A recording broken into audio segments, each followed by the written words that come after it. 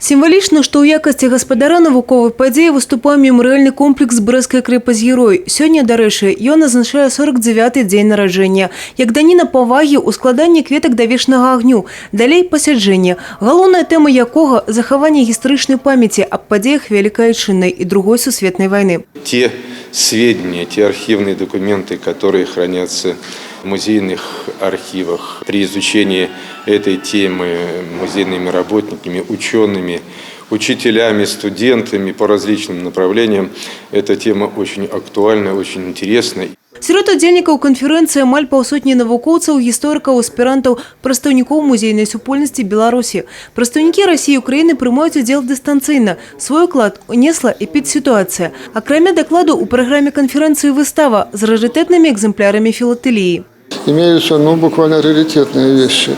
Например, письмо, отправленное 14 июня 1941 года на имя тогдашнего первого секретаря Центрального комитета Коммунистической партии большевиков Белоруссии Пантелеймона Кондратьевича Пономаренко. Оригинальная вещь. Можно сказать, раритет, куплена на аукционе.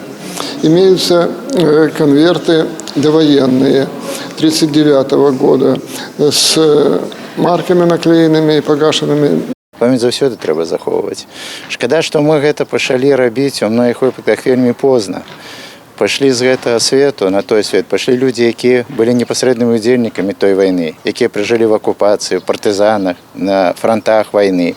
Вось гэта трэба было сабіраць паціху, захоўваць гэтую памяць. Трэба даць належнае музею, а потым ужо мемарыяльнаму комплексу, які ў гэтай справе, напэўна, знаходзіцца на першых месцах. І сапраўды захаванне памяці адзін з асноўных накірункаў работы мемарыяльнага комплексу. Гэта не толькі работа з навуковымі крыніцамі, сустрэча са сведкамі тых падзей і архівацыя памяці аб вайне, але аднаўленне знакавых аб'ектаў цытадэлі. Дзякуючы двухбаковаму праекту саюзнай дзяржавы, за апошнія 3 гады атрымалася правесці рэканструкцыю збудаванняў мемарыялу. Усяго ў плане 16 мерапрыемстваў. Зараз вядуцца работы па рэстаўрацыі стварэння экспазіцыі на тэрыторыі 5-го форта і абнаўленне падсветкі комплексу. Ёсць і планы на будучыню.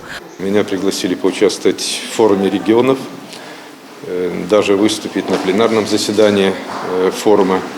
Я хочу внести предложение от коллектива мемориального комплекса о том, чтобы продолжить работы по финансированию объектов не только мемориального комплекса, а в целом Брестской крепости, потому что сегодня в целом площади всех зданий и сооружений Брестской крепости более 55 тысяч квадратных метров.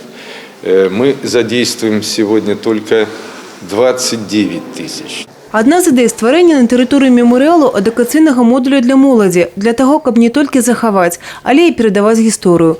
Евгения Мороз, Тыгран Акопян, телерадиокомпания «Брест».